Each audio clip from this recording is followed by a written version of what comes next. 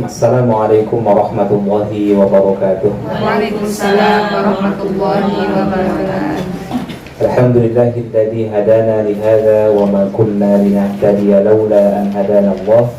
Asyhadu an la ilaha illallah wahdahu la syarikalah wa asyhadu anna Muhammadan abduhu wa rasuluh. Allahumma shalli ala Muhammad wa ala ali Muhammad. Senantiasa memuji Allah Subhanahu wa taala dengan mengucapkan kalimat hamdalah, alhamdulillahirabbil alamin. Kemudian salawat dan salam kepada Nabi kita Muhammad sallallahu alaihi wasallam. Allahumma shalli ala Muhammad wa ala ali Muhammad.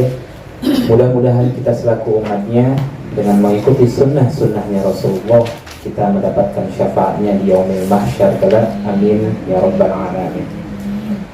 Baik, Ibunda rahimani wa rahimakumullah. Hari ini kita masuk surah Al-Baqarah ayat 187. Sebelum kita bahas, ditulis dulu ya kronologi atau sebab turunnya ayat ini.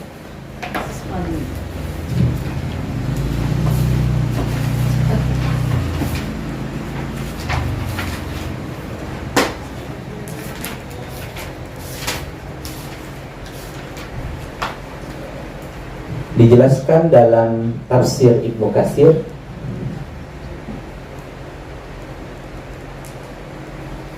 dan tafsir As-Sa'di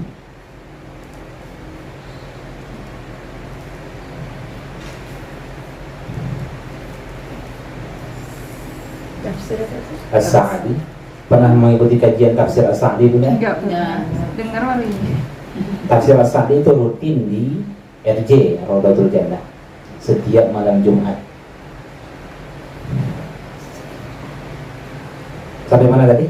Sa'di yang mereka nukil dari hadis Bukhari dan Muslim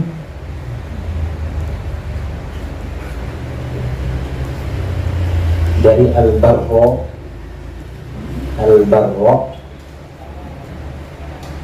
Ibnu Ajib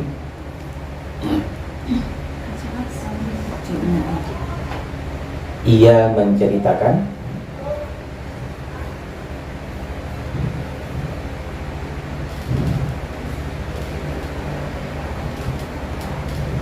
sudah di awal-awal disyariatkan puasa Ramadan. Di awal-awal disyariatkan puasa Ramadan,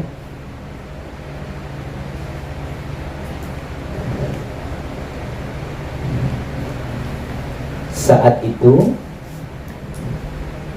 kaum muslimin diharamkan makan, minum, serta jima pada malam hari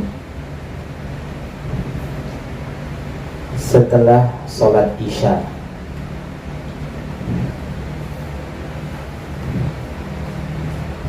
dan setelah tidur.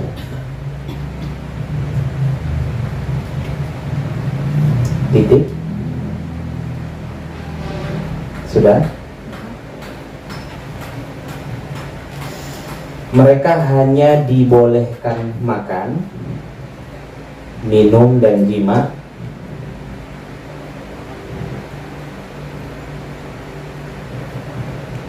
sampai sholat Isya didirikan.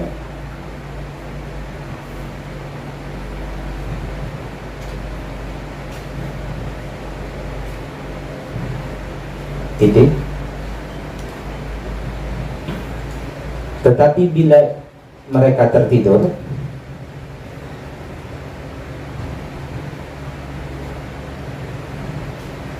sebelum berbuka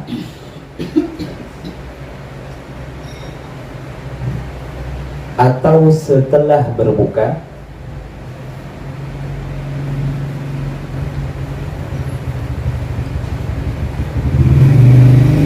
maka diharamkan baginya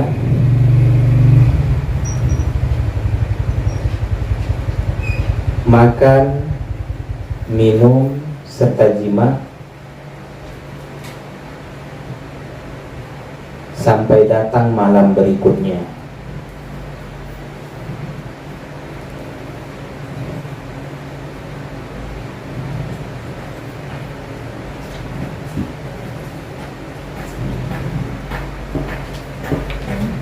Titik. Sudah. Lanjut. Agak banyak nih nulisnya. Suatu ketika Umar bin Khattab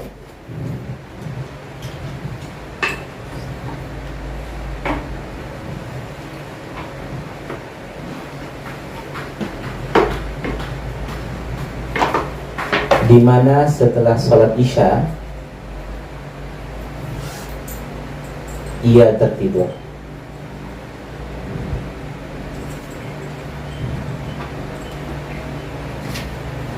Dan terbangun di malam hari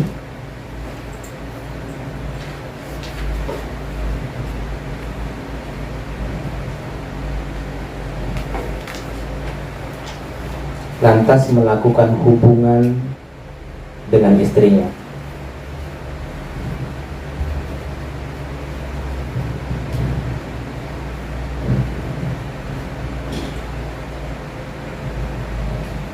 Setelah kejadian itu,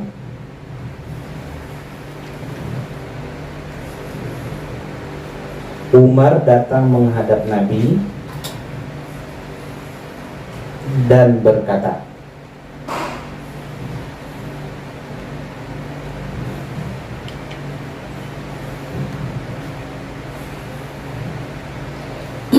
sesungguhnya aku mengadu kepada Allah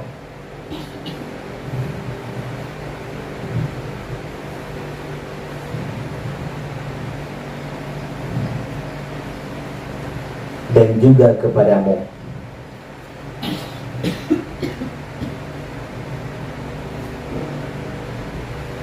atas apa yang telah aku perbuat.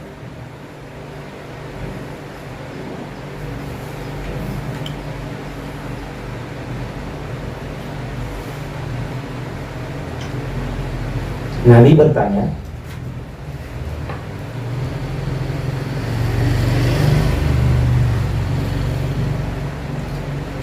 apa yang telah kamu lakukan wahai Umar?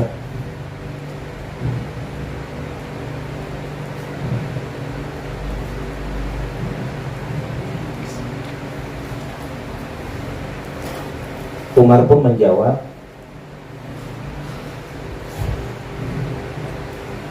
sesungguhnya hawa nafsuku telah menggoda diriku.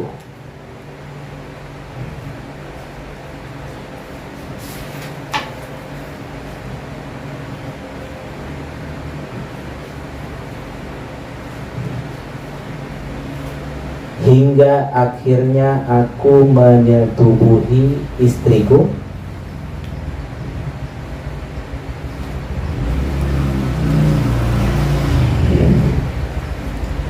setelah aku tertidur.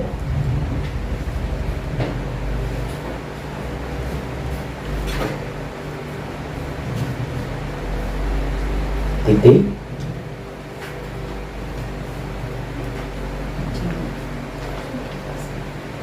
Waalaikumsalam. Lalu para sahabat menduga Lalu para sahabat menduga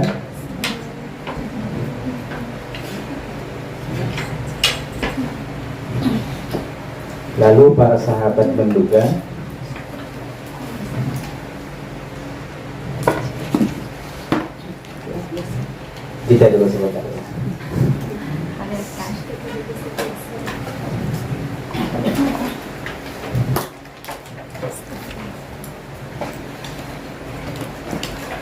Sudah?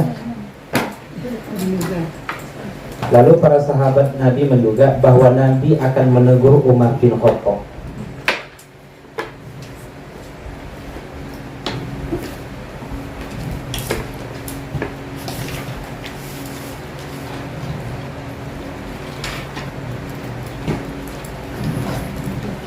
Maka turunlah ayat ini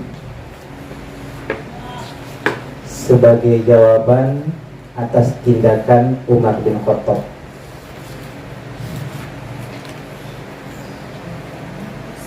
Maka turunlah ayat ini sebagai jawaban atas tindakan Umar bin Khattab. Baik.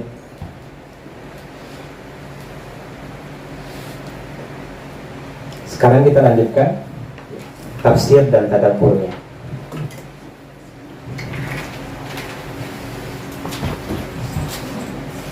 Bismillahirrahmanirrahim. Buka Al-Baqarah 187.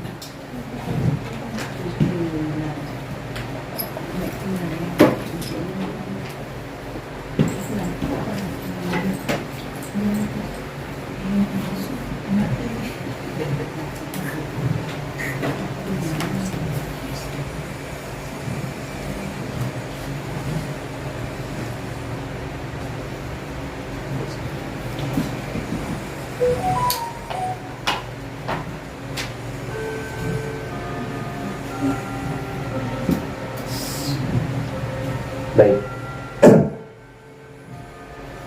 Uhilla lakum, telah dihalalkan bagi kalian Lailatul Siyam,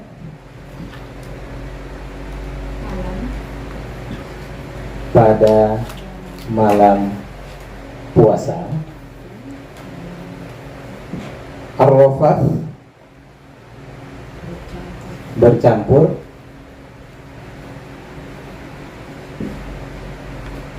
atau jima, ila nisaikum, terhadap atau kepada perempuan-perempuan atau istri-istri kalian.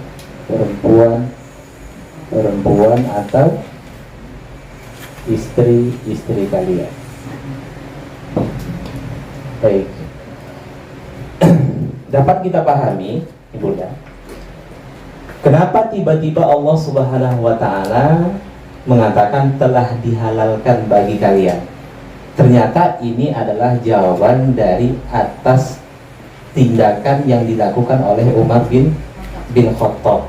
Di awal-awal pensyariatan puasa, dahulu, puasa terdahulu, umat Islam itu hanya boleh makan, minum, hubungan suami istri dari tenggelamnya matahari sampai sholat isya didirikan. Artinya setelah sholat isya itu tidak boleh lagi, udah. Jelas ya? Nah, demikian juga kalau seandainya umat Islam terdahulu itu tidur sebelum berbuka, maka dia tidak boleh makan, minum, berhubungan suami istri sampai datang malam berikutnya. Itu dulu di awal-awal pensyariatan puasa. Jadi bisa sampai sholat isya atau saat dia sudah tertidur. Ketika berbuka tertidur, ketika setelah berbuka dia tertidur, maka tidak boleh lagi makan, minum, berhubungan suami istri sampai malam berikutnya. Kalau dia tertidur sebelum berbuka, jam 5 contohnya, Bunda, maka terlewatlah maghrib semisal, maka dia tidak boleh makan, minum, berhubungan suami istri sampai malam berikutnya. Kalau andai dia tidak tertidur, maka batasnya sampai sholat isya. Coba tuh, Bunda, kita bayangkan gimana tuh mepetnya waktu itu. Di situ makan, di situ minum, di situ jima. Batasnya hanya antara sholat maghrib sampai sholat isya. Nah, terjadilah pelanggaran yang dilakukan oleh Umar bin Khattab, sehingga Umar bin Khattab mengadu kepada Rasulullah atas apa yang telah dia lakukan. Di mana Umar bin Khattab ketika dia tertidur bangun lantas melakukan hubungan suami istri, dia adukan kepada Rasulullah, maka turunlah ayat ini sebagai jawaban atas tindakan Umar bin Khattab. Jadi ada kronologinya, Bunda. Jelas ya? Jadi berapa sudah keringanan itu? Pertama, ketika Allah mensyariatkan puasa kepada umat Islam, sudah tidak seperti syariat puasa umat terdahulu yang 24 jam. Kemudian apa lagi? Diringankan kembali. Artinya apa? Ketika diringankan kembali hanya boleh berbuka antara sholat maghrib sampai sholat isya. Begitu turun ayat ini, boleh melakukan hubungan suami istri di malam-malam puasa. Tidak disebutkan puasa apa, sehingga ini maknanya umum, baik puasa Ramadan ataupun puasa-puasa yang lainnya. Sepanjang malam itu dibolehkan untuk melakukan hubungan suami istri. Jadi pengajaran yang pertama kita turunkan pengajaran yang pertama.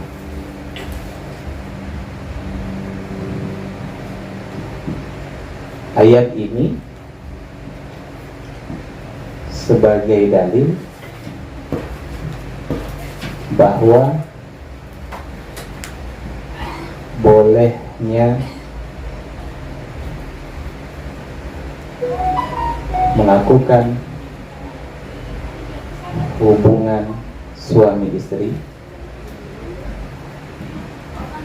di malam Ramadan atau malam-malam puasa lainnya.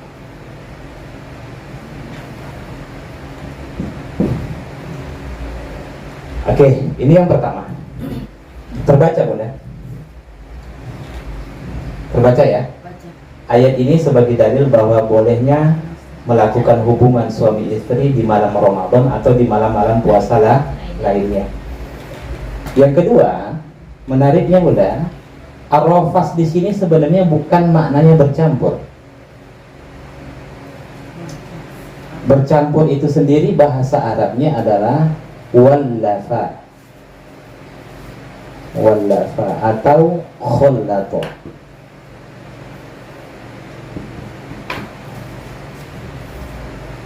Oke.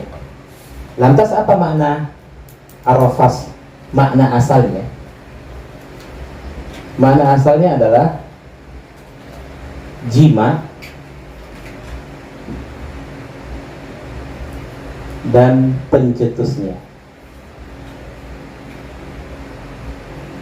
Maksudnya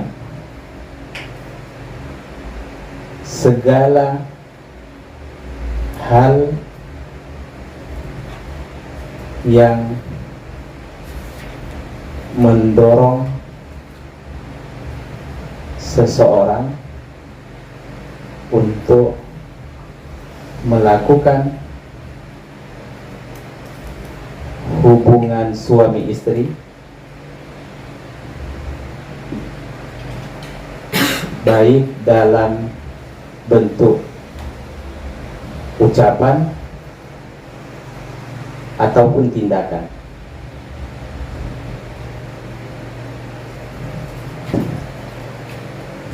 Ar-rafas itu maknanya jima dan pencetusnya. Maksudnya segala hal yang mendorong seseorang untuk melakukan hubungan suami istri baik dalam bentuk ucapan ataupun tindakan. Semisal apa? Ngajak hubungan suami istri, apalagi mencium, membelai, merayu, itu masuk dari pemahaman ar-rafas. Itu boleh dilakukan di malam-malam Ramadan, tapi tidak di siang Ramadan. Paham ya Bunda? Di malam-malam Ramadan itu boleh melakukan hubungan suami istri atau segala hal yang dapat mendorong untuk sampai pada itu. Semisal ya seperti yang saya jelaskan tadi, menciumnya dan lain sebagainya. Tapi tidak untuk di siang Ramadan. Jadi dapat kita simpulkan, apa hukum mencium istri di siang Ramadan?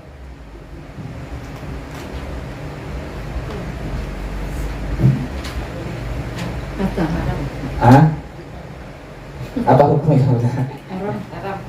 Kan ini Allah sampaikan ar-rafas itu jima dan pencetusnya, segala hal yang mendorong. Ini boleh dilakukan di malam Ramadan. Berarti kalau di siang tidak boleh.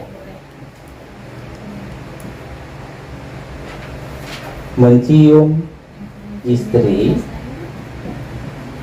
Jika iyalah mencium istri jika menimbulkan syahwat, jika menimbulkan syahwat,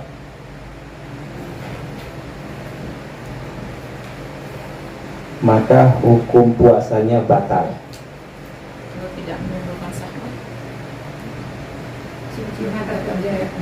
Nah, ini dulu yang pertama, Bunda. Oke, jika tidak menimbulkan syahwat, hukumnya makruh. Hukumnya makruh.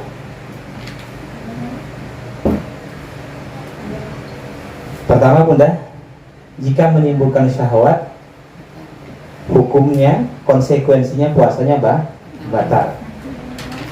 Jika tidak menimbulkan syahwat, hukumnya makruh menurut mazhab Syafi'i. Menurut mazhab Syafi'i. Maka lebih baiklah ditinggalkan. Kenapa? Karena nanti pada lafaz setelahnya, Bunda, ada di situ bunyinya tilka hududullah fala taqrabuha. Coba lihat ayatnya. Ada? Di tengah-tengah. Tilka hududullah. Demikianlah ketentuan-ketentuan Allah, maka jangan kalian dekati. Maksudnya fala taqrabuha. Demikianlah ketentuan-ketentuan yang telah Allah tetapkan, maka jangan kalian dekati. Allah katakan jangan dekati. Kalau mendekatinya saja tidak boleh, apalagi melakukannya. Jelas ya?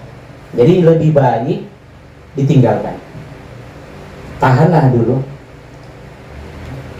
Bisa itu dilaksanakan di malam-malam Ramadan. Baik. Ini pengajaran pada lafaz pertama, ya uhilla lakum lailatas siyamir rafasu ila nisaikum. Jangan kita bawa, Bunda, ayat ini pada kebiasaan yang kita lakukan. Dahulu orang-orang Arab dahulu itu kebiasaan mereka makan daging, sehingga apa? Libido seksnya itu tinggi. Maka kenapa Umar bin Khattab bisa seperti itu sampai melanggar ketentuan syariat? Jelas ya, Bunda. Makanya Rasulullah kan sunahkan berenanglah, naiklah kuda, memanah. Itu semuanya salah satu hikmahnya untuk menurunkan libido seks. Anak-anak kita anjurkan untuk olahraga itu. Salah satu hikmahnya untuk menurunkan itu.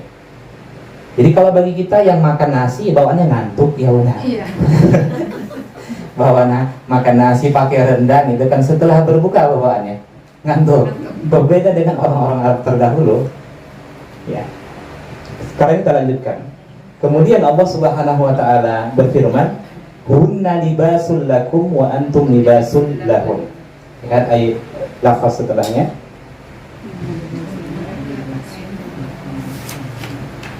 Hunna libasul lakum wa antum libasul lahun. Karena Allah menjawab, kenapa dibolehkan melakukan hubungan suami istri di malam hari? Karena itu maksudnya hunna di sini siapa? Mereka untuk siapa? Istri. Mereka di sini ditujukan kepada istri-istri. Libas, pakaian. Lakum, bagi kalian. Kalian ditujukan kepada siapa? Suami-suami. Suami. Alhamdulillah, berkembang bahasa Arabnya, Bunda. Suami. Wa antum, kalian. Untuk siapa? Suami. Pakaian bagi mereka. Mereka ini ditujukan kepada istri. Allah Subhanahu wa taala berfirman, mereka pakaian bagi kalian dan kalian pakaian bagi mereka. Kenapa lagi-lagi sampai pada lafaz ini, Bunda? Allah Subhanahu wa taala memberikan bahasa kinayah, majaz. Yang tadi rafas, ya kan? Kemudian ini Allah umpamakan pasangan hidup itu seperti pakaian.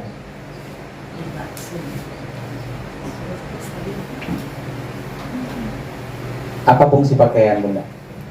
Menutup aurat. Satu, jawabannya, kenapa Allah Subhanahu wa taala menyebut pasangan kita itu seperti pakaian? Satu, menutup. Fungsi pakaian kita pahami dulu. Fungsi pakaian menutup aurat. Yang kedua apa? Panas daripada melindungi. Melindungi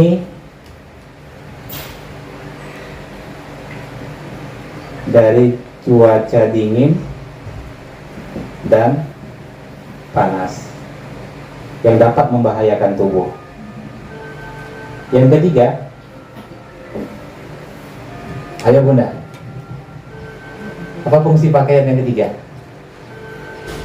Memperindah. Ah,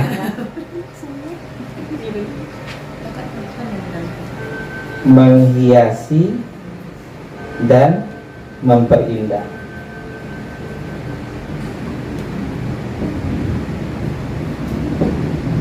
Oke, yang keempat,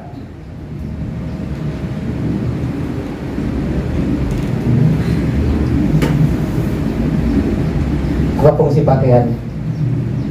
Selain menutup aurat, melindungi dari cuaca dingin dan panas, menghiasi dan memperindah, sebagai lambang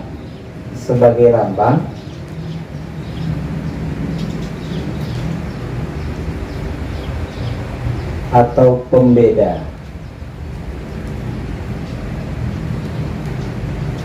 antara kelompok yang satu dengan yang lain. Misalnya, yang merah identik dengan apa? PDI. Putih Anies. PKS. Hijau PKB atau P3. Itu maksudnya, jelas ya Bunda. Yang kelima, pakaian dan badan menempel atau melekat. Oke.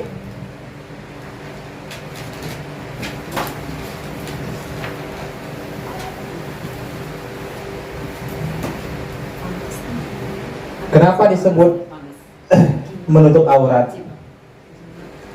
Allah ingin mengajarkan kepada kita, aurat apa? Malu, aib. Nah, sesuatu yang tidak layak untuk diperlihatkan kepada orang lain. Kenapa disebut? Apa hikmahnya fungsi pakaian itu menutup aurat? Bahwa pasangan hidup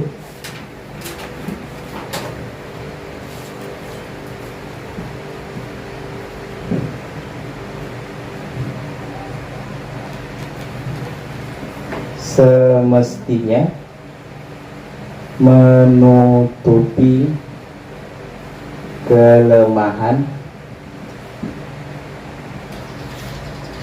dan aib pasangannya.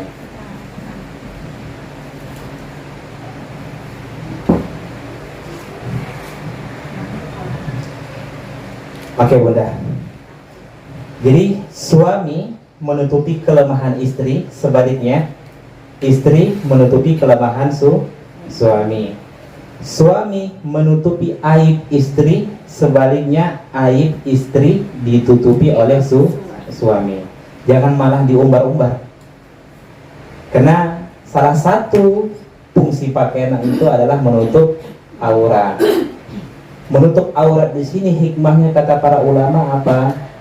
Semestinya suami dapat menutupi kelemahan istri dan aibnya, sebaliknya juga seperti itu. Oke, ini maksudnya menutup aurat.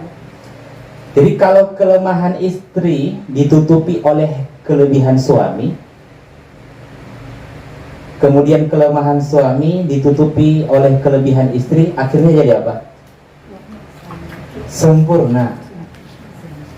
Jadi saling menutupi kelemahan. Kemudian yang kedua, melindungi dari cuaca dingin dan panas. Ayo, apa hikmahnya? Tidak sakit.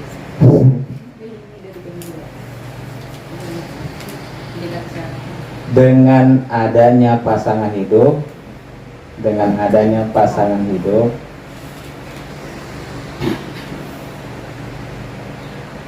dapat melindungi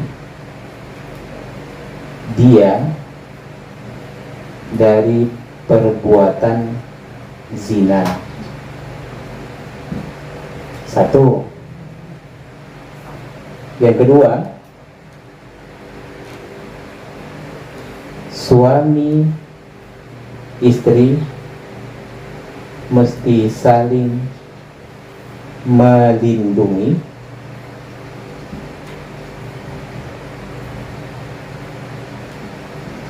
saling menguatkan, saling menenteramkan, saling menghibur.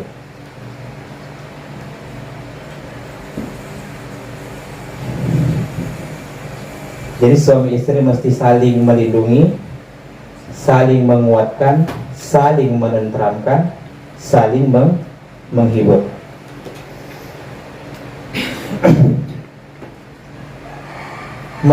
Menghiasi dan memperindah dengan adanya pasangan,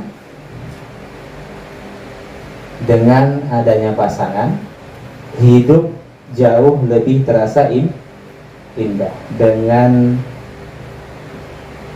adanya pasangan, hidup jauh lebih terasa indah.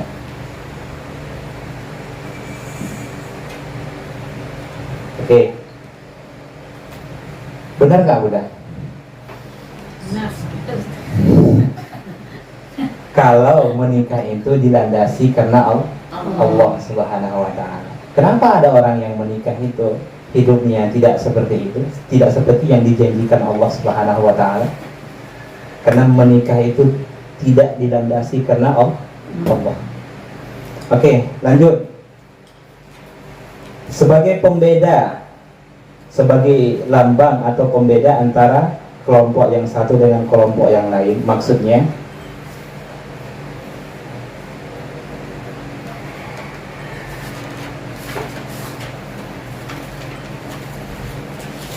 setelah berpasangan, setelah menikah,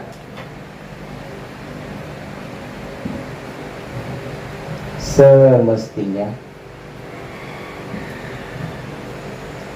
tindakan, ucapan berbeda dengan orang yang masih jomblo. Oke, benar?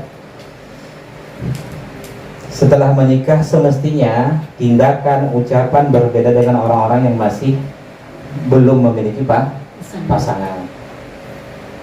Jadi jangan sampai kata pepatah, tua-tua keladi semakin tua semakin menjadi-jadi. Jadi tua-tua keladi semakin tua semakin menjadi-jadi. Jadi jangan sampai seperti itu. Mestinya ketika dia sudah berkeluarga, tutur katanya, tindakannya, ucapannya, sikapnya mestilah berbeda daripada orang yang belum menikah. Kemudian antara pakaian dengan badan itu begitu melekat. Maksudnya apa? Pasangan hidup adalah orang yang paling terdekat dengan kita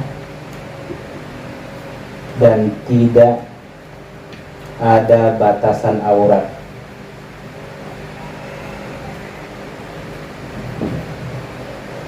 Oke, ini maksudnya. Jadi pasangan hidup adalah orang yang paling terdekat dengan kita dan tidak ada batasan aurat.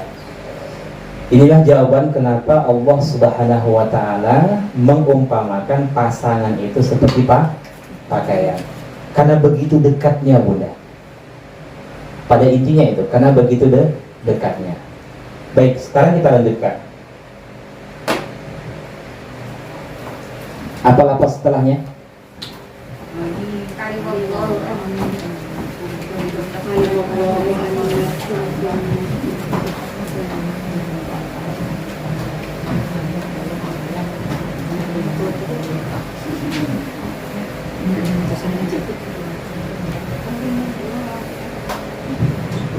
Ini papan tulisnya terlalu kecil, Bunda, jadi makanya dihapus gitu.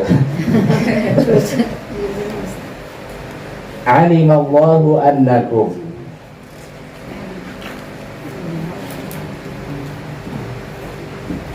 kuntum tahtanu anfusakum. Lihat, alimallah, alima mengetahui, Allah maksudnya Allah mengetahui ya, annakum bahwasanya kalian, kuntum telah,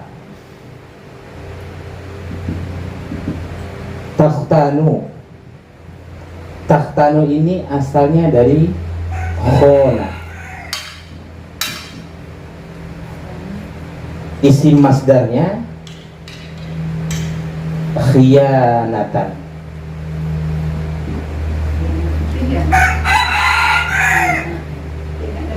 Kalau orang-orang yang berkhianat, bahasa Arabnya apa?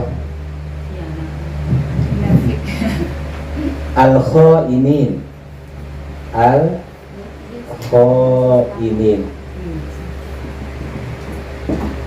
Terjemahnya apa di situ, Bunda? Allah mengetahui bahwasanya kalian, di situ terjemahnya apa? Allah mengetahui bahwa kamu tidak dapat menahan diri sendiri. Nah, itu sebenarnya bahasa halus. Asalnya adalah Allah mengetahui bahwasanya kalian telah mengkhianati anfusakum, diri sendiri. Nah, maksudnya apa? Ayat ini sebagai penegasan yang ditujukan kepada Umar bin Khattab serta sahabat-sahabat yang lainnya, yang dimana ketika Allah Subhanahu wa Ta'ala menetapkan ketentuan-ketentuan syariatnya, tapi Umar serta sahabat-sahabat yang lainnya itu melanggar, sehingga makanya Allah sebutkan, Allah mengetahui bahwasanya kalian telah mengkhianati diri kalian sendiri. Itu maksudnya. Apa yang sudah Allah tetapkan, maka hukum itu kan berlaku, Bunda. Namun apa yang terjadi? Umar bin Khattab, bahkan dalam riwayat lain Qais Ibnu Sirman juga melakukan hal yang sama, di mana ketentuan-ketentuan tersebut mereka langgar karena tidak dapat menahan nafsu mereka. Makanya Allah katakan, Allah mengetahui bahwasanya kalian telah mengkhianati diri kalian sendiri. Jelas ya? Nah, lanjut. Fataba alaikum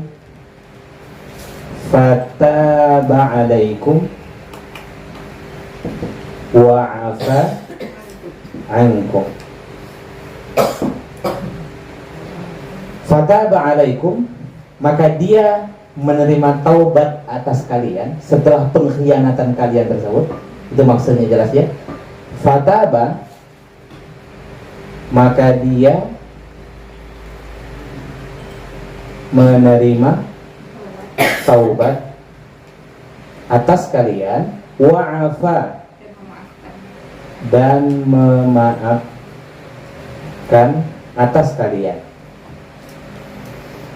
Berarti kalau Allah Subhanahu wa ta'ala menyatakan dia menerima taubat kalian dan memaafkan kalian, Umar bin Khattab serta sahabat-sahabat yang lainnya ketika melanggar ketentuan syariat tersebut, mereka bertaubat dan memohon ampun, sehingga muncullah kalimat ini.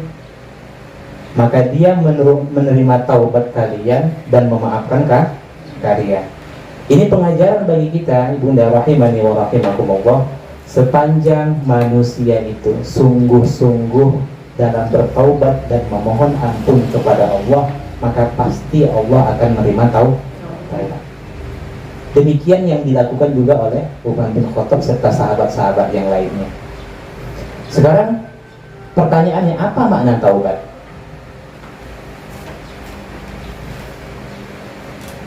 Taubat apa maknanya, Bunda?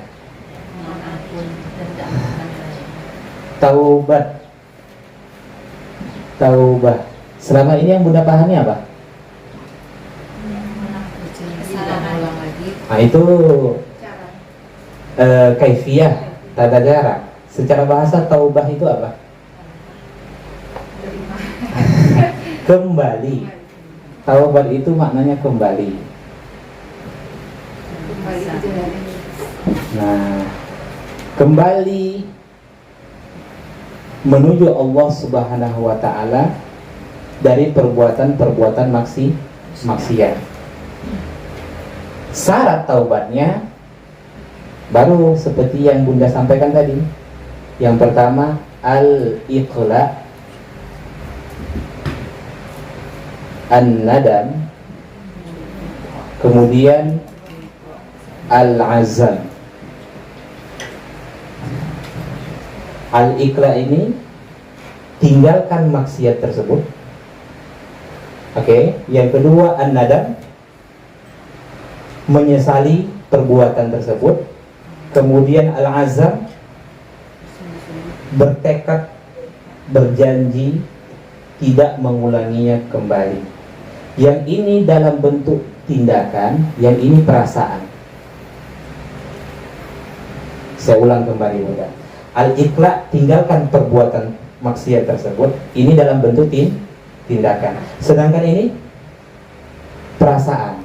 Jadi mesti ada perasaan di dalam hati menyesali maksiat-maksiat yang dulu pernah ditinggalkan. Kemudian sampai munculnya keyakinan, tekad yang mendalam tidak mengulangi perbuatan tersebut. Apabila terpenuhi ketiga ini, disebutlah dengan taubat nasuha. Nasuha artinya murni,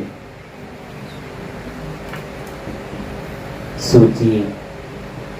Bukan bertaubat sebab manusia atau bertaubat karena ingin dunia. Namun yang perlu menjadi catatan bagi kita semua, Bunda, kalau dosa itu berkaitan dengan Allah Subhanahu wa ta'ala, hablum minallah, cukup dengan ini saja. Al-iqla, an-nadam, al-azam, kemudian disertai dengan meminta ampunan. Tapi kalau dosa itu berkaitan dengan manusia, maka tambah satu syarat lagi. Apa itu? Mesti meminta maaf. Artinya ketika dia melakukan perbuatan zalim kepada manusia yang lainnya, Allah tidak akan menerima taubat dia sebelum dia meminta maaf kepada orang tersebut. Jelas ya, Bunda? Jadi selama dia belum meminta maaf, taubat itu tidak akan diterima oleh Allah Subhanahu wa ta'ala. Berkaitan dengan harta bagaimana? Maka wajib dia mengembalikan harta tersebut, baru Allah memaafkan atau menerima taubatnya. Semisal saya berikan contoh, dulu masa-masa jahiliyah pernah mencuri uang sebesar 5.000 rupiah. Sampai menangis pun mudah, di malam menangis, kemudian sholat tahajud di malam Lailatul Qadar lagi. Dia memohon ampun kepada Allah Subhanahu wa taala. Apakah taubatnya diterima kalau dia tidak mengembalikan uang tersebut? Belum diterima.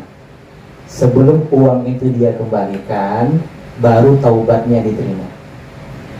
Maka kata para ulama begini Bunda, bukan menyepelekan dosa kepada Allah, tapi lebih baik jangan berdosa kepada manusia. Bukan menyepelekan dosa kepada Allah, karena kalau sudah berdosa kepada manusia, taubatnya susah. Ketika ada si fulan menggunjing si fulan, A menggunjing si B, teman gunjing A ini si C. A menggunjing si B, teman gunjingnya adalah C. Nah, Ustaz, dulu saya pernah menggunjing si fulan. Bagaimana tuh? Kalau saya memohon ampun sebelum saya meminta maaf kepada si B, dosa saya tidak akan diampuni oleh Allah. Kalau saya meminta maaf, maka timbul mudarat. Yang awalnya dia tidak tahu, akhirnya meminta. Bagaimana? Awalnya kan dia tidak tahu, kita menggunjing dia, menggibah dia, memfitnah dan lain sebagainya, dia tidak tahu tuh. Tapi syarat agar taubat itu diterima mesti meminta maaf. Bagaimana? Kan kita kan cerita kan. Dan saya minta maaf aja. Kebetulan berpuasa kan. Wajib dia mengembalikan nama baik si B kepada si C. Dia datangi si C itu yang teman gunjingnya itu, dulu saya pernah membicarakan si fulan tentang seperti ini. Apa yang saya sampaikan itu salah. Wajib dia mengembalikan nama baiknya. Jika timbul mudarat atau dikhawatirkan ketika kita ngomong terus terang, malah dia orang yang tidak bisa diajak bicara. Paham ya Bunda? Jadi wajib mengembalikan itu. Umpamanya tetangga ngomong pada tetangga, yang diomonginya tetangga yang satu lagi. Nah, maka caranya bagaimana agar taubatnya diterima? Dia kembalikan nama baik yang ini kepada yang ini. Jelas ya Bunda? Dengan ketentuan, jika dirasa menyampaikan dengan terus terang itu menimbulkan mudarat.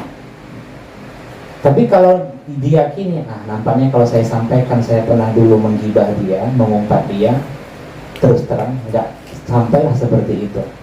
Maka solusi yang pertama dulu ini, minta maaf dulu. Tapi jika muncul keyakinan bahwasanya timbul yang mudarat, malah makin renggang hubungan itu Bunda, kembalikan nama baik ini kepada jelas ya. Demikian juga masalah harta. Bagaimana orang yang korupsi? Masalah begini, kasus saya pernah mencuri uang si fulan. Hari ini saya sudah hijrah, Ustaz. Saya ingin kembalikan agar taubat saya diterima oleh Allah Subhanahu wa taala. Tapi uang, maksudnya orang tersebut sudah saya tidak temukan lagi.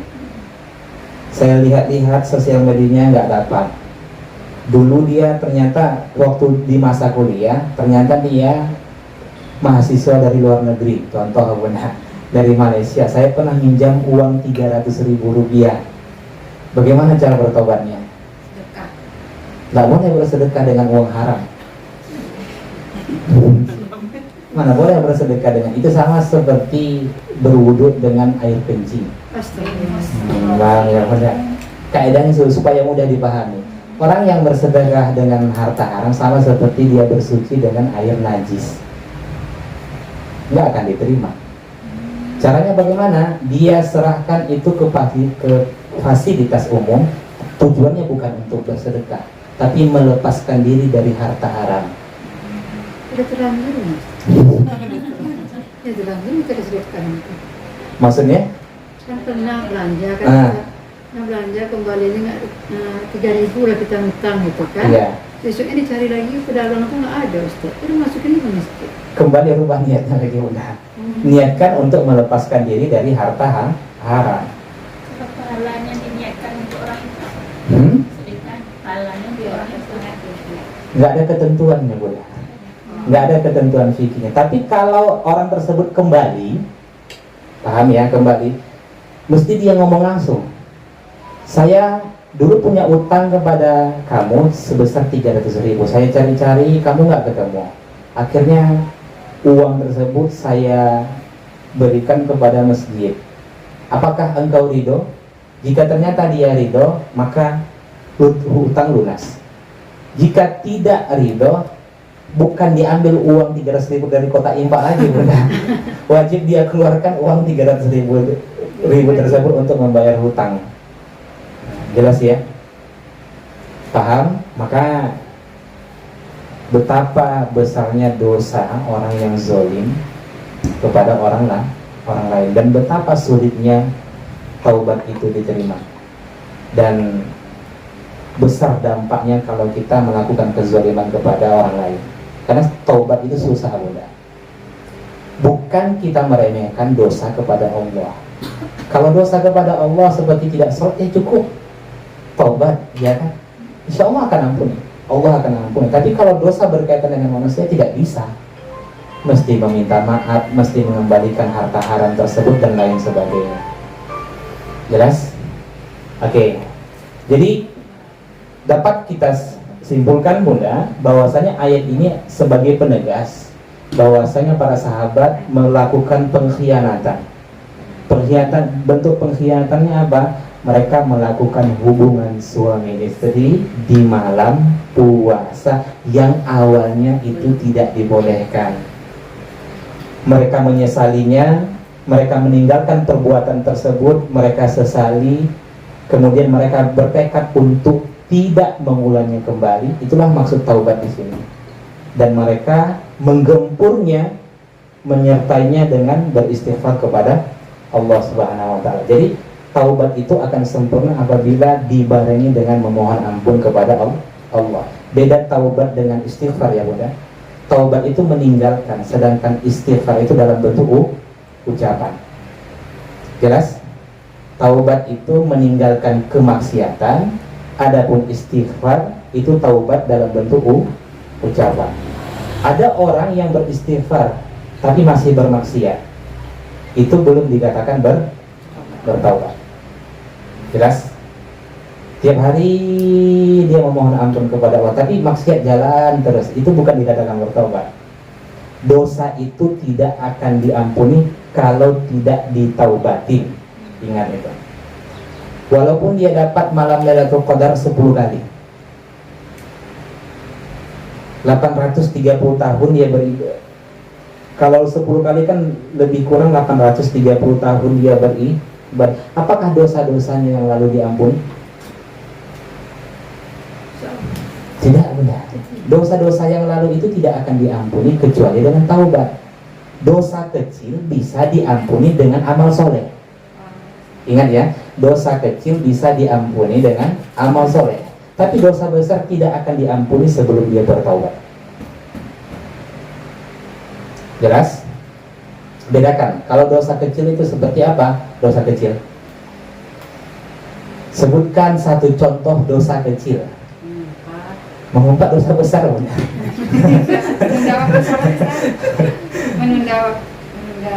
waktu besar. Hah?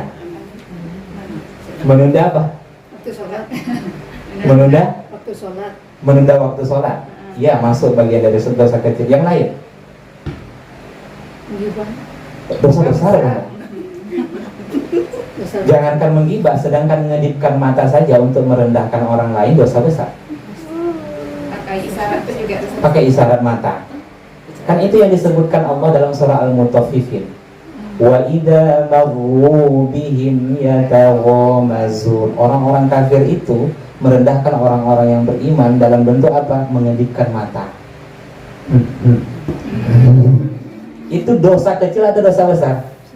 Dosa besar. Dan penyakitnya itu ada pada umat Islam. Kalaulah mengedipkan mata saja itu dosa besar, apalagi ngomong, Bunda. Nah, jelas ya. Ada di situ kan disebutkan kebiasaan orang kafir itu apa dalam surah Al-Mutaffifin? Sering mentertawakan orang yang beriman, sering mengedipkan mata, suka ngurusi hidup orang yang beriman. Ada nggak orang Islam seperti itu? Kemudian apa lagi? Selalu mengatakan dia tersesat. Orang kafir itu mengatakan Nabi, sahabat-sahabat yang lainnya, wa idza ra'awhum qalu inna haula labolun. Itu kan kurang lebih. Wa idza ra'awhum qalu, apa bunyi sambungan ayatnya, Bunda? Wa idza ra'awhum qalu inna haula ilabolun. Orang-orang kafir itu selalu mengatakan Nabi itu orang yang tersesat, padahal mereka lah yang tersesat. Kenapa orang-orang kafir itu dengan mudahnya, lantangnya mengatakan Nabi Muhammad, para sahabat itu tersesat? Karena itu berbeda dengan keyakinan mereka, berbeda dengan ajaran nenek moyang mereka. Dan itu ada penyakitnya pada umat Islam saat ini. Ketika datang orang-orang yang berusaha untuk mengamalkan sunnah dengan memakai celana cingkrang, dibilang kebanjiran. Yang ngomong itu siapa? Umat Islam. Pakai cadar dibilang apa? Ninja. Nah, apa lagi? Kening hitam dibilang digosok-gosokkan ke dinding. Itu yang ngomong, bukan orang kafir lagi, tapi orang Islam. Dan penyakit itu saat ini ada pada umat Islam. Suka mentertawakan orang lain, suka mengedipkan mata, mengatakan orang sesat, suka ngurusin hidup orang lain. Itu semua dosa besar. Dosa besar. Kayaknya Kan, sekali itu banyak teman. dosa kecil itu buang sampah sembarangan. Dosa kecil buang sampah sembarangan itu dosa kecil. Melanggar lampu merah. Kenapa dosa kecil itu tidak ada ketentuannya yang disebutkan di dalam Al-Quran? Di dalam Al-Quran itu semuanya ada balasannya, Bunda. Itu menunjukkan dosa besar. Mudahnya dosa kecil itu tidak ada ketentuan balasannya yang disebutkan di dalam Al-Quran dan Sunnah. Ketika balasan itu sudah disebutkan, itu dosa besar. Maka Bunda lihat dari 6.666 ayat dalam Al-Quran, lihat itu semua, seluruhnya menunjukkan dosa besar. Dosa kecil itu buang sampah sembarangan. Apalagi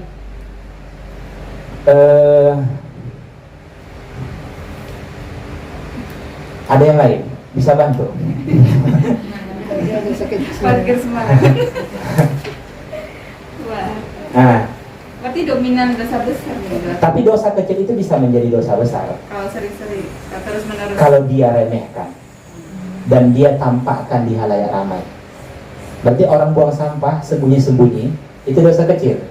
Kalau buang sampah sembarangan di halayak ramai berubah menjadi dosa besar, karena dia sudah sebagai syiar memberikan contoh yang tidak baik kepada orang lain. Itu dosa kecil, Bunda. Jelas ya? Nah, itu bisa dihapus dengan amal soleh. Oh, yang kecil. Nah, dosa kecil. Tapi yang namanya mengumpat, merendahkan orang lain, mencuri, macam-macam lah. Apalagi ngomong kepada orang tua, membantah suami dan lain sebagainya, itu termasuk dosa besar. Ngedumel gitu. Ngedumal. Ngedumel sama suami. Ngedumal itu ya, itu termasuk bagian dari dosa kecil. Kecil. Paham ya? Ngedumal sepanjang tidak menjelekkan.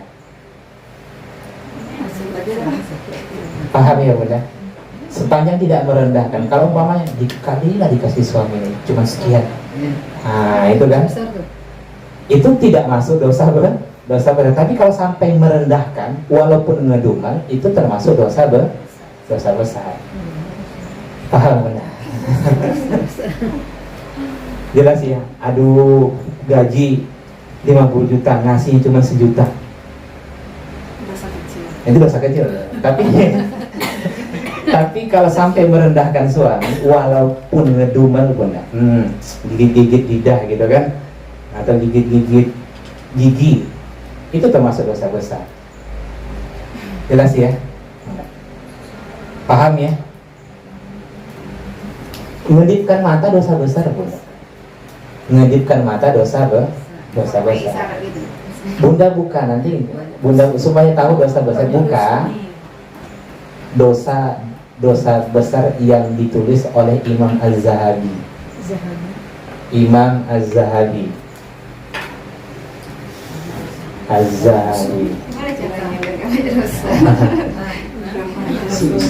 Di antara dosa-dosa besar, beliau sebutkan semuanya di situ. Lebih dari ratusan, Bunda. Di antara dosa-dosa besar. Oke.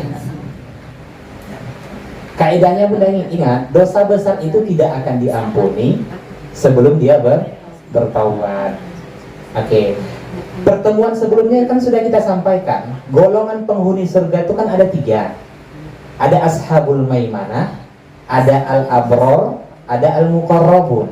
Ashabul maimanah itu orang yang meninggal dunia, dia masih membawa dosa. Ketika di yaumil mahsyar lantas dia dihisab, ditimbanglah dosa itu. Ternyata amal baiknya lebih banyak daripada dosanya. Dia masuk surga. Itu namanya ashabul maimanah. Tapi kalau orang-orang al-abror itu, begitu dia meninggal, tak ada satupun dosa yang dia bawa, sehingga tidak ada satupun yang dia pertanggungjawabkan nanti ketika di hari kebangkitan. Berarti ya orang-orang yang seperti itu hisabnya mudah. Kan tidak ada lagi dosa yang dipertanggungjawabkan. Kenapa? Karena ketika di dunia dia sudah bertaubat. Artinya dosa-dosanya sudah diampuni. Makanya ciri-ciri orang yang bertakwa disebutkan dalam Al-Quran. Salah satunya adalah munib. Orang-orang yang bertaubat dan tidak meninggalkan dosa sedikit pun ketika dia meninggal dunia. Maka pentingnya taubat itu. Jelas ya? Rasulullah bertobat berapa kali sehari? 100. Maksum, Bunda, dijamin masuk surga. Umatnya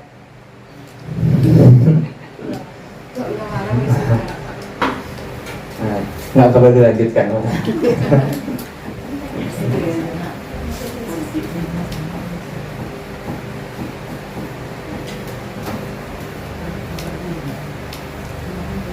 Kalau jenis dosa yang nggak diampuni. Ingat, kalau kita ngedumal dan yang mudah itu sebenarnya satu banyak.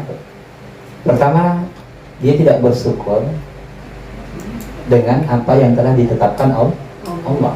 Berarti bagian dari orang-orang yang kufur. Mudahnya seperti itu, Bunda. Betapa banyak umat saat ini kufur kepada Allah Subhanahu wa taala karena dia tidak menerima apa yang ditakdirkan Allah, yakni Prabowo jadi presiden. Bukan curang. Bukan masalah curangnya, Bunda. Itu kan sudah bagian dari kehendak Allah Subhanahu wa taala. Jelas ya. Siapapun presidennya, andai pun dilaksanakan dengan kecurangan, Allah itu tidak akan terjadi kalau tidak dikehendaki oleh Allah. Siapapun presiden saat ini terima saja, karena itu bagian dari yang sudah Allah tetapkan. Coba hubungkan itu. Kan ini karunia Allah, maka bersyukurlah. Berarti orang yang tidak menerima, dia kufur. Paham? Dia nggak menerima curang. Karena Nggak menerima curang.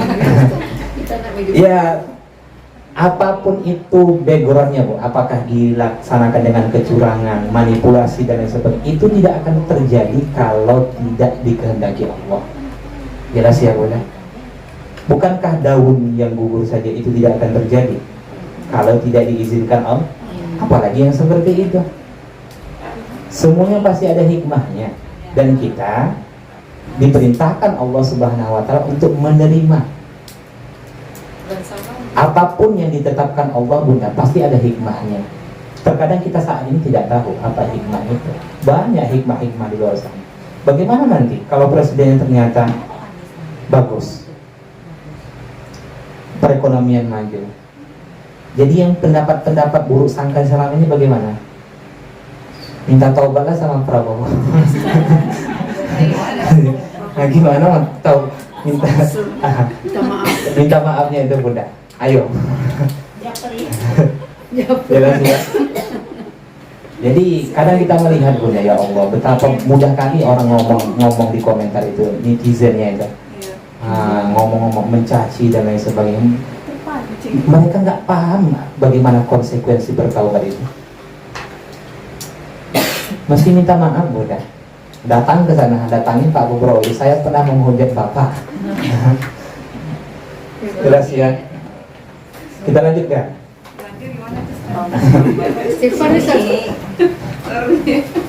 Sorry ya. Kalau tidak memungkinkan, DM boleh Ustaz. nanti kedepannya Bunda, coba begini kita. Bikin dia positif. Ya Allah, ini kan berat taubatnya, jangan lakukan. Harusnya itu membentengi kita. Ini berat taubatnya, jangan lakukan. Kemarin kita kan nggak tahu. Sama Pak Bowo. Kita tugas. Kan ikut. Allah Ustaz. Iya. Baik. Pak Bowo takut. Nah, banyak amal beliau, Masya Allah, banyak amal beliau, banyak orang yang menghujat. Iya, transfernya sama kita. Kalau ditanya saya milih Anies. Tapi apakah dengan terpilihnya Bapak Prabowo langsung kita menghujat? Cukup kita mengatakan ini yang benar, ini yang salah. Kita berikan nasihat, kita berikan masukan, tapi tidak menghujat. Bedakan ya, menasihati dengan menghujat itu beda benar. Jelas ya. Ingat, tugas batas akhir kita sebagai hamba Allah memberikan keterangan atau menerangkan atau menasehati. Itu batas terakhir. Jelas ya. Kita tidak ada tanggung jawab kita untuk merubah seseorang menjadi baik.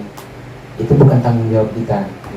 Rasulullah dulu bernafsu agar semua penduduk Mekah itu beriman. Allah tegur. Paham ya Bunda? Kenapa? Tugasnya Rasulullah adalah menyampaikan inilah yang benar, inilah yang sah, yang salah. Menghujat agama orang itu juga tidak boleh, apalagi menghujat agama Islam. Bedakan ya Bunda. Apa yang kamu katakan ini tidak benar loh. Apa yang kamu yakin ini tidak benar, tidak sesuai dengan akal sehat, sampaikan. Tapi kalau sampai menghujat agama lain itu tidak boleh. Kalau menghujat Netanyahu itu sih. Menghujat Netanyahu. Iya. Apa Bunda? Kan itu kita emosi. Netanyahu. Menghujat kecuali yang dihujat oleh Allah di dalam Al-Quran. Qul ya ayyuhal kafirun. Allah katakan Abu Lahab itu binasa, pasti masuk neraka. Allah katakan Abu Jahal itu togo, hidupnya melampaui batas. Nah boleh, tapi yang tidak disebutkan jangan nambah-nambah udah. Jelas ya. Orang-orang Israel itu bagian dari itu disyariatkan, bahkan kita pun umat Islam disuruh untuk mendoakan agar mereka binasa. Kan di dalam doa kunut, Allahumma a'izzal Islam wal muslimin wa azillas syirka wal musyrikin. Musnahkan mereka.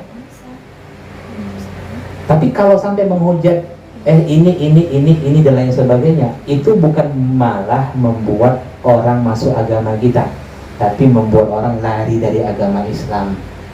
Itu hikmahnya Bunda. Orang bukan lagi dekat dengan agama, tapi malah takut dengan agama. Paham ya? Jelas? Kenapa? Fal yaumal ladina amanu. Di akhir surah Al-Mutaffifin itu kan dimana nanti orang-orang Islam, orang-orang yang beriman yang akan mentertawakan orang-orang kafir ketika di dunia.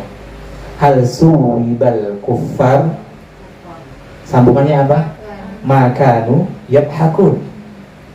Di mana orang-orang kafir mentertawakan orang-orang Islam ketika di dunia, Allah katakan nanti kalian, hai orang-orang yang beriman, kalian yang akan mentertawakan mereka nanti di akhirat.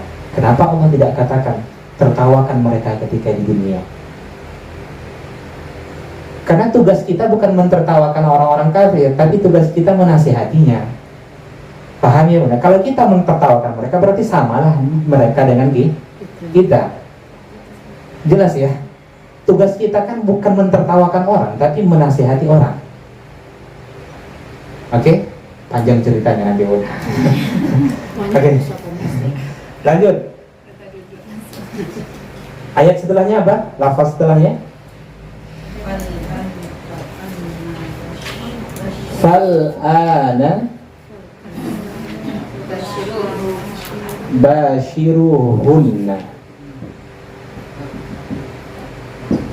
Oke, ini dulu. Fal'ana, maka sekarang. Fal'an, maka sekarang, kata Allah, bashiruhunna, campuri mereka. Mereka di sini siapa? Istri-istri. Nah, baru sekarang Bunda Allah katakan, maka sekarang campuri istri-istri kalian atau campuri mereka. Kenapa? Asalnya adalah basyara. Basyara apa? Basyara itu kabar bahagia. Kabar bahagia.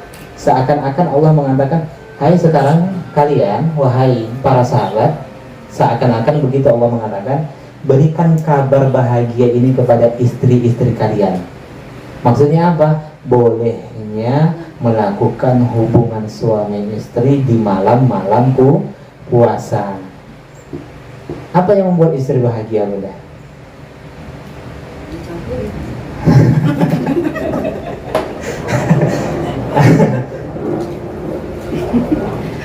Apa yang membuat istri bahagia? Lihat konteks pada ayat di atas. Apa itu arafas?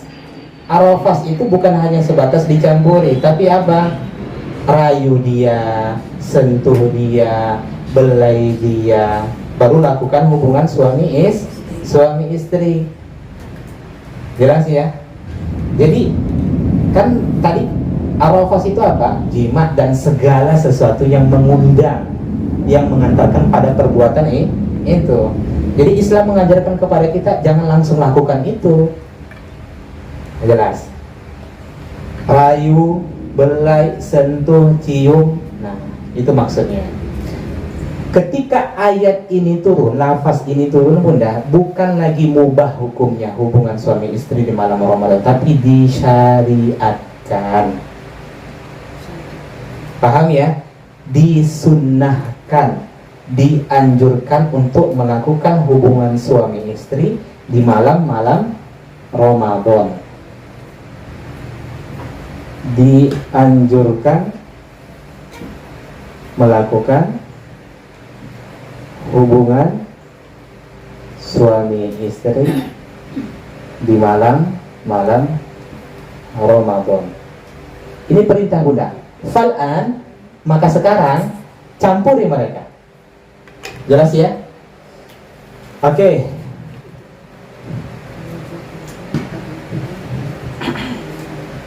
Lanjut. Wabtaghu ma kataballahu lakum. Wabtaghu, dan kalian carilah. Dan kalian carilah. Ma kataballah, apa yang telah ditetapkan Allah, apa yang telah ditetapkan Allah lakum, bagi kalian. Apa yang telah ditetapkan Allah?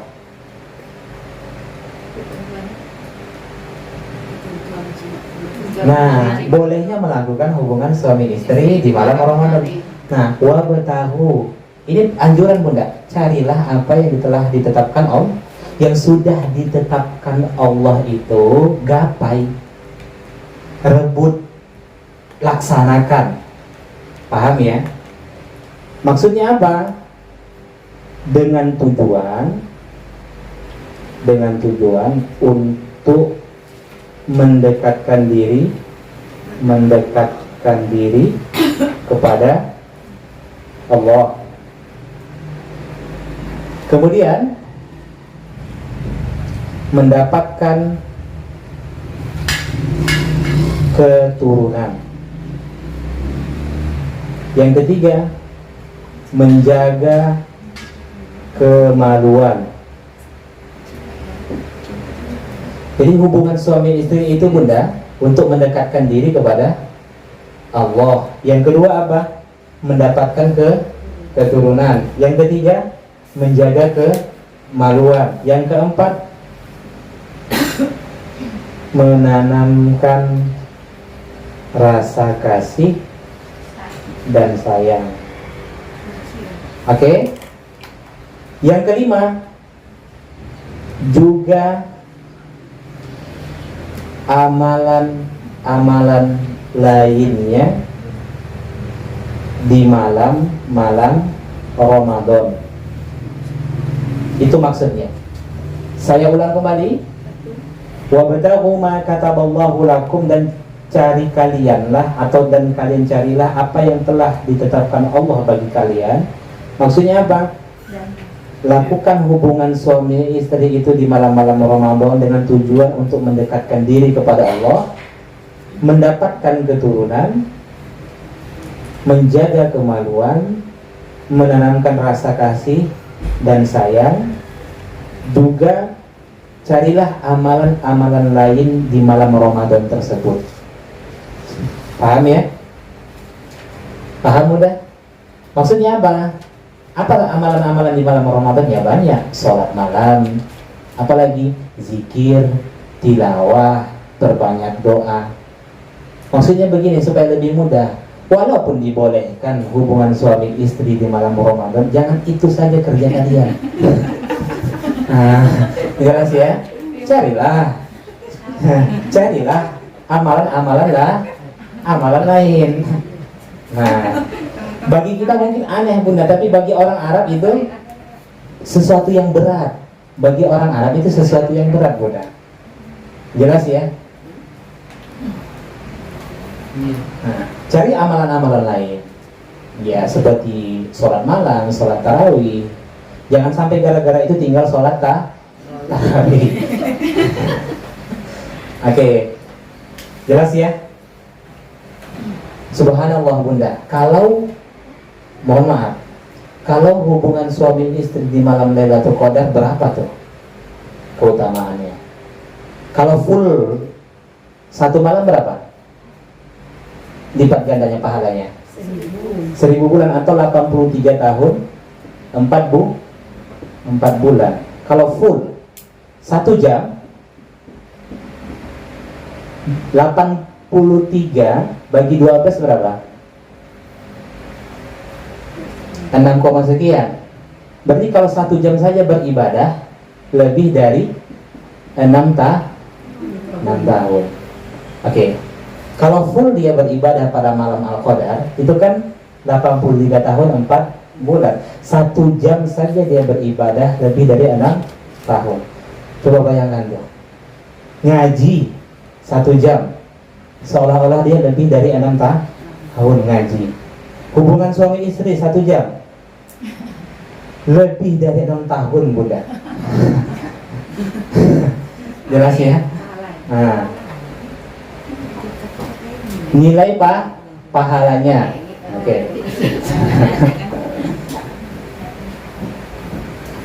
Supaya mudah dipahami. Lanjut. Lapas setelahnya apa? Nah, baru turun syariat kapan makan, minum, dan melakukan hubungan suami istri. Wa kulu washrabu, kemudian hatta yatabayyan lakumul khaytul abyadu minal khaytin wa antum, sedangkan kalian akifun, orang-orang yang beriktikaf fil Di masjid. masajid, di masjid. Hubungan suami istri di malam puasa itu dibolehkan. Tapi ingat, ketika kalian sudah memilih untuk iktikaf, maka tidak boleh lagi melakukan hubungan suami istri. Paham mudah? Begini, rukun iktikaf itu, sebelum kita sampai, iktikaf apa artinya? Iktikaf mengurung diri. Iktikaf mengurung diri. Oke. Maksudnya apa? Berdiam diri. Berdiam diri di masjid pada waktu-waktu tertentu yang disertai dengan niat dalam rangka mendekatkan diri kepada Allah.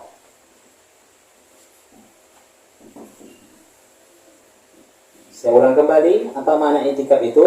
Berdiam diri di masjid pada waktu-waktu tertentu yang disertai dengan niat dalam rangka mendekatkan diri kepada Allah.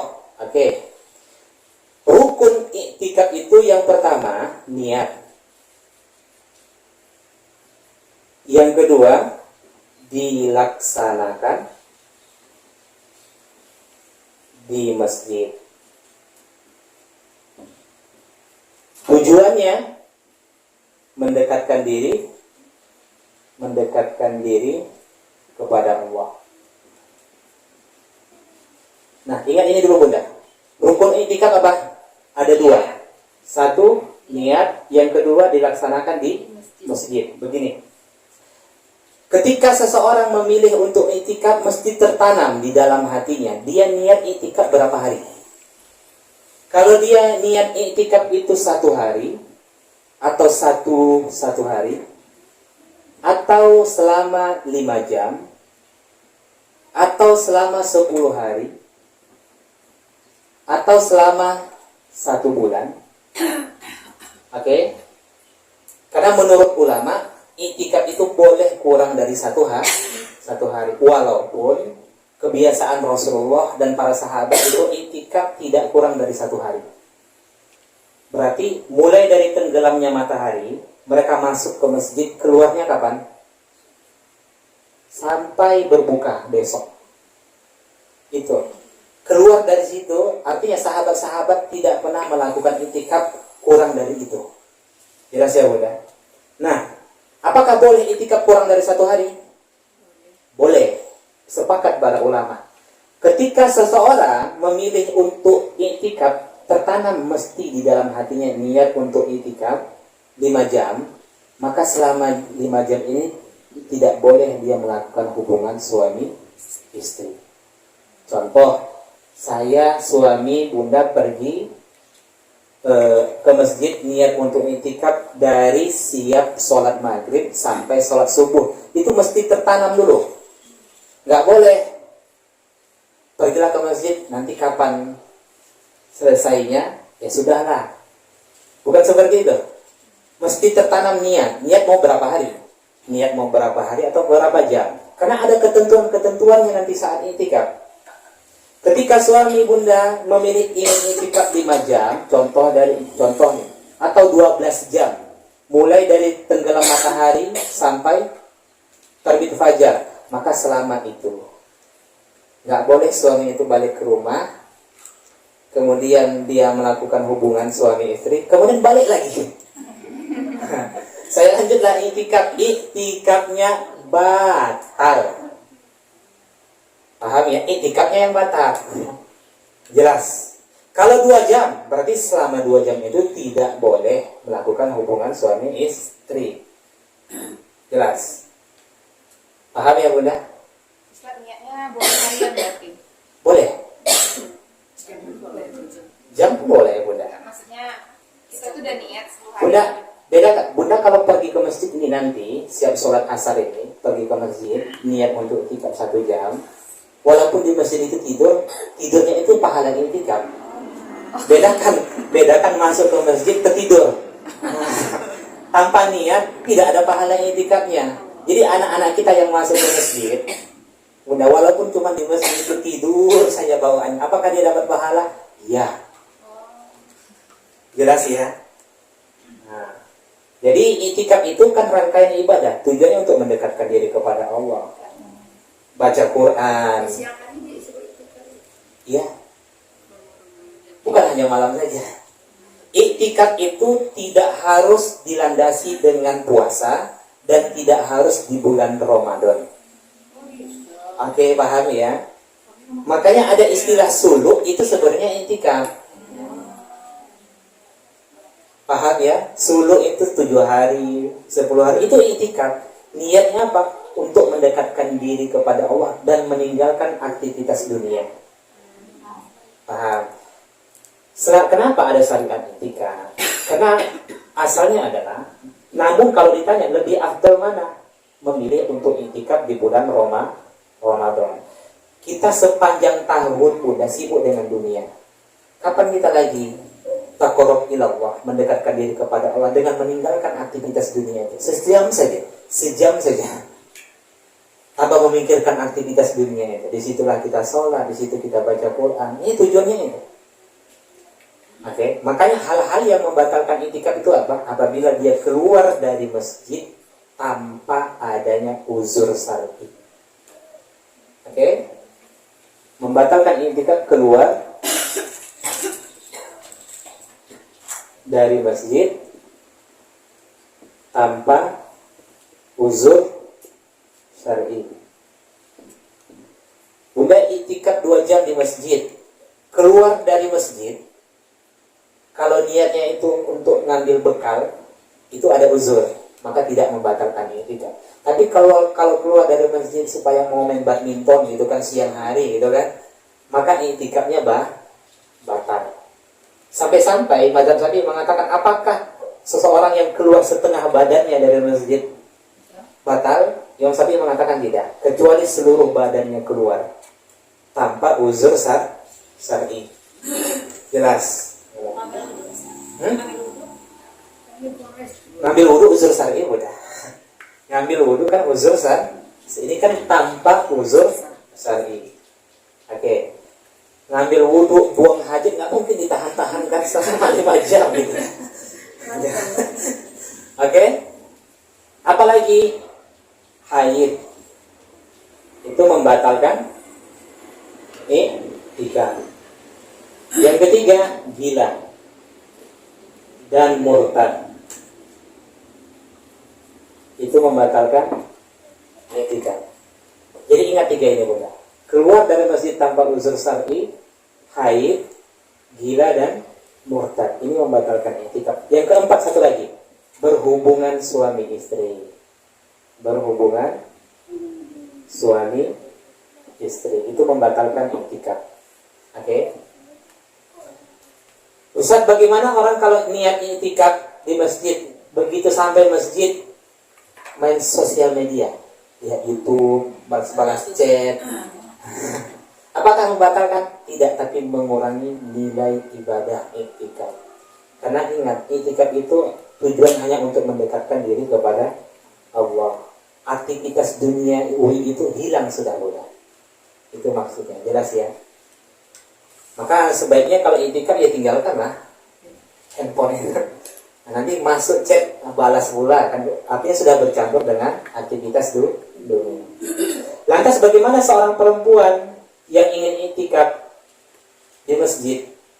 Kalau menurut mazhab Syafi'i, tidak boleh laki-laki dan perempuan iktikaf kecuali di masjid. Berarti di luar masjid tidak boleh iktikaf. Paham ya? Maksudnya, apakah boleh iktikaf di rumah? Menurut mazhab Syafi'i tidak boleh. Mesti di masjid, yang di masjid itu dilaksanakan sholat 5 waktu. Paham? Menurut mazhab Hanafi, bagi perempuan, ini kabar bahagianya Bunda. Menurut mazhab Hanafi, bagi perempuan boleh iktikaf di musola rumahnya. Tempat sholat, umpamanya di kamar, bunda kunci tuh pintu. Nah, ya kan, baru kasih tahu sama suami, bang, saya ingin iktikaf, tolong jangan panggil nama saya. Kalaupun nanti mau makan, ambil sendiri. Nah, pesankanlah semuanya sama anak-anak gitu. Jelas ya, pilih niatkan mau berapa, 2 jam. Selama 2 jam disitulah bunda sholat, disitulah bunda baca Quran, disitulah bunda berzikir. Maka konsekuensinya inilah dia, jangan keluar dari kamar kecuali nomor 1 tadi. ada uzur paham ya? Paham? Menurut mazhab Hanafi boleh. Sebaik-baik iktikaf, 1, Masjidil Haram. Yang kedua, Nabawi. Yang ketiga, Aqsa. Yang keempat, Masjid Jami.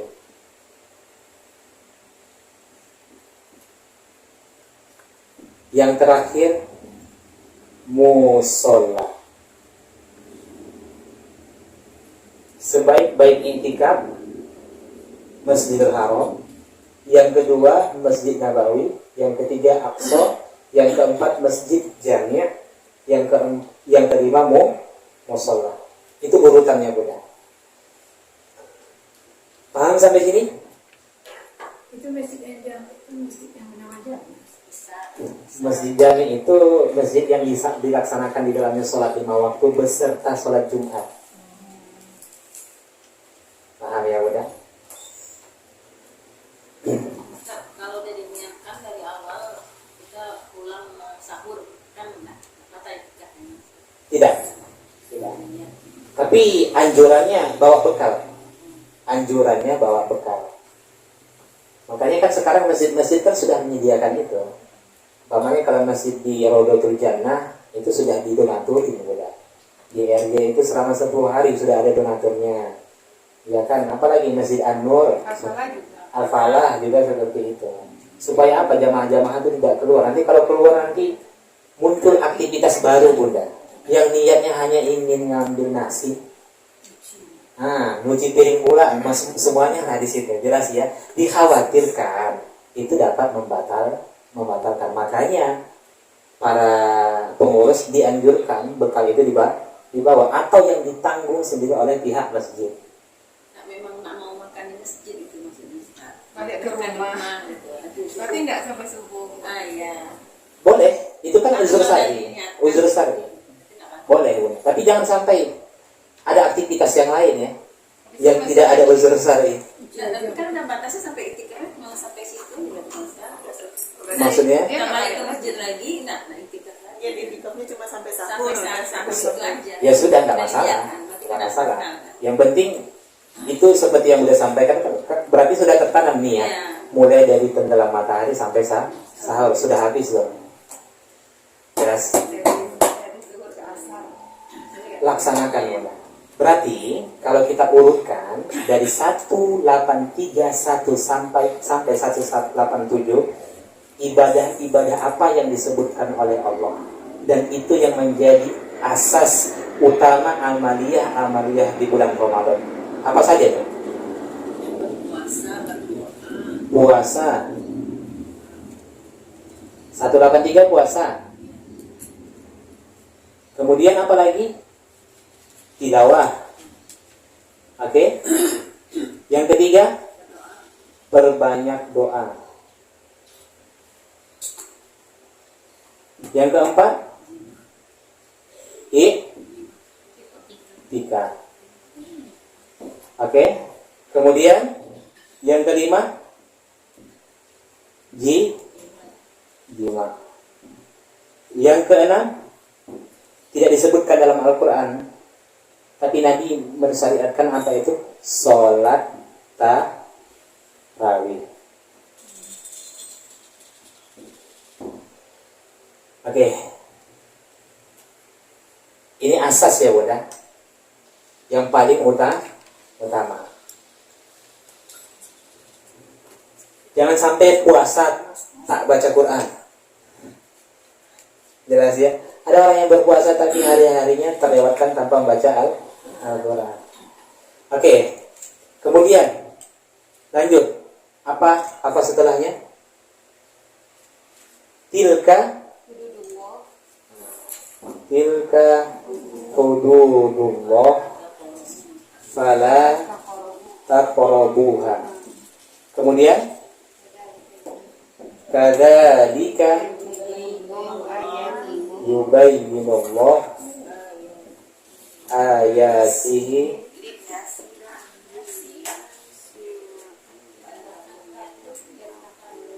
linnasi la'allahum yattaqun. Buru-buru ya. Tilka hududullah fala taqrabuha. Demikianlah hudud. Hudud itu apa? Batasan, ketentuan, larangan. Itu maksud hudud ya. Fala taqrabuha, maka jangan kalian mendekatinya. Oke. Dari 183 sampai 187 Allah sudah menguraikan syariat-syariat puasa, amaliyah di bulan Ramadan. Oke ya Bunda? Hal-hal apa saja yang dianjurkan dan hal-hal apa saja yang dilarang. Paham ya? Hal-hal yang dilarang itu jangankan dilakukan, didekati saja jangan. Paham? Paham ya Bunda? Itu maksudnya. Kan dari segala macam syariat yang telah Allah jelaskan 183 1 sampai 87 itu kan banyak tuh. Nah, di situ ada syariat puasa, ya kan, hal-hal yang membatalkan, kemudian apa keringanan-keringanan, ada bentuk qada dan fidyah dan lain sebagainya, ya kan? Kemudian apa? Jangan melakukan hubungan suami istri di siang Ramadan, apalagi jangan melakukan hubungan suami istri saat i'tikaf. Itu sudah ketentuan-ketentuan Allah. Jangan kalian dekati. Ini ketentuannya lebih kuat. Mendekatinya saja tidak boleh, apalagi melaksanakannya. Paham? Oke. Kadzalika yubayyinullah. Demikianlah Allah menerangkan tentang ayat-ayatnya bagi manusia agar mereka bertakwa.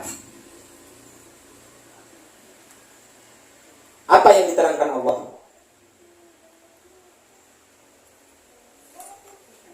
Demikianlah dia menjelaskan ayat-ayatnya kepada manusia. Yang diterangkan Allah apa? Ini dia. Puasa, tilawah, perbanyak doa, i'tikaf, jima, salat tarawih. Oke. Paham ya? Tujuannya untuk apa? Begitu kalian keluar dari Ramadan, maka aktivitas ketakwaan kalian pasti akan meningkat. Paham ya Bunda? Keluar dari Ramadan, amal soleh meningkat.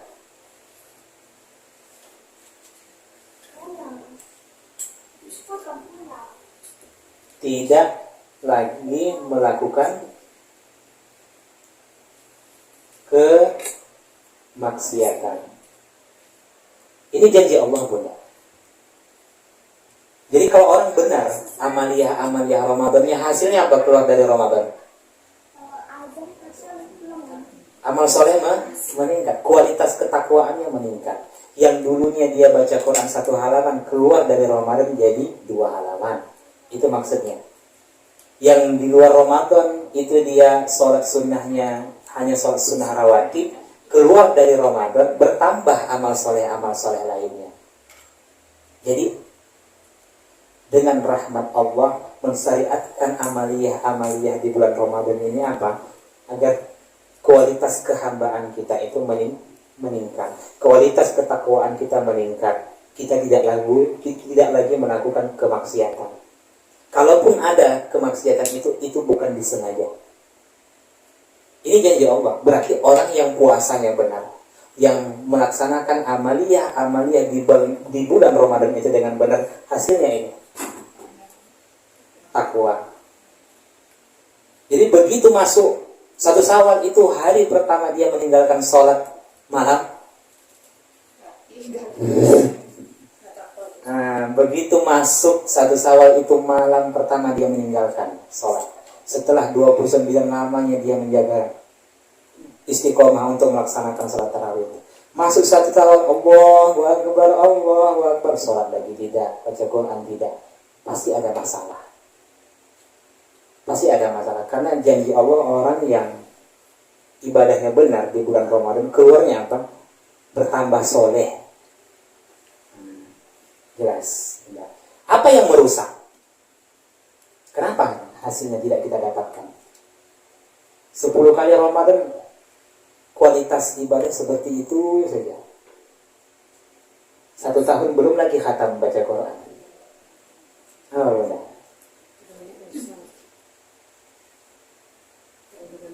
terlalu banyak dosa. Oke. Untuk mendapatkan kualitas ketakwaan ini melakukan 3 hal. Apa itu? Beribadahlah dengan ilmu. Beribadahlah dengan ilmu. Terjawablah sudah. 1. Kenapa keluar dari Ramadan masih belum bertambah, meningkat amal salehnya? Bisa jadi dia beribadah tanpa didasari dengan ilmu. Itu yang pertama. Yang kedua, berhenti dari segala macam maksiat, sekalipun itu dosa kecil. Ini yang kedua. Yang ketiga, bersungguh-sungguh untuk dalam melaksanakan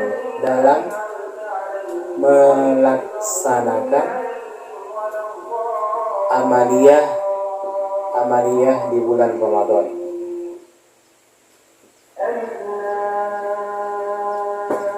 Oke. Nah, jawabannya 3 ini mudah. Makanya para salafus soleh mengatakan, apa perusak amal ibadah Ramadan itu? Jawabannya ini.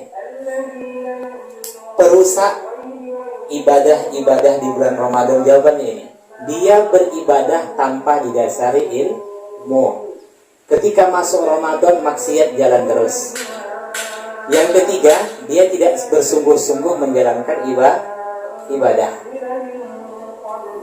Gampang saja. Berarti orang yang tergesa-gesa melaksanakan sholat tarawih itu bukan bagian dari itu.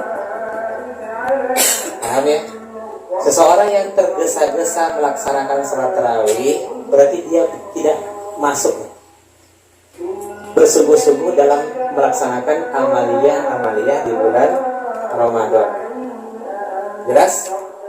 Kalau dilakukan 3 ini, insya Allah dia beribadah dengan ilmu. Kemudian apa? Dia berhenti melakukan kemaksiatan, bahkan dosa kecil pun tidak dia lakukan. Kemudian dia bersungguh-sungguh melaksanakan amaliyah di bulan Ramadan. Apa saja itu? Baik puasanya, baik tilawahnya, baik sholat tarawihnya, baik iktikafnya, dan ibadah-ibadah lainnya. Maka hasilnya apa? Keluar dari Ramadan ini, kualitas ketakwaan meningkat. Hinggalah akhirnya 10 kali Ramadan dia dapatkan, digelarilah dia disebut dengan muttaqin. Subhanallah wa ta'ala. Orang-orang yang gampangnya orang-orang yang terlampau soleh. Jelas ya, supaya mudah dipahami. Muttaqin itu orang-orang yang aktif dalam melakukan aktivitas ketakwaan. Maksudnya apa? Dia tidak hanya melaksanakan sholat wajib saja, tapi sholat sunnahnya juga dia jaga. Itu hasilnya. Jadi ini menjadi bahan evaluasi kepada kita, bahan introspeksi. Sudah berapa kali Ramadan kita temukan, jika ternyata ibadah kita, kualitas ketakwaan kita belum meningkat, jangan-jangan amaliyah yang sebelumnya kita laksanakan ada masalah. Ada puasa yang tanpa kita ketahui ternyata batal. wudhu kita tidak benar, sholat kita tidak benar, dan lain sebagainya. Jelas ya? Alhamdulillah.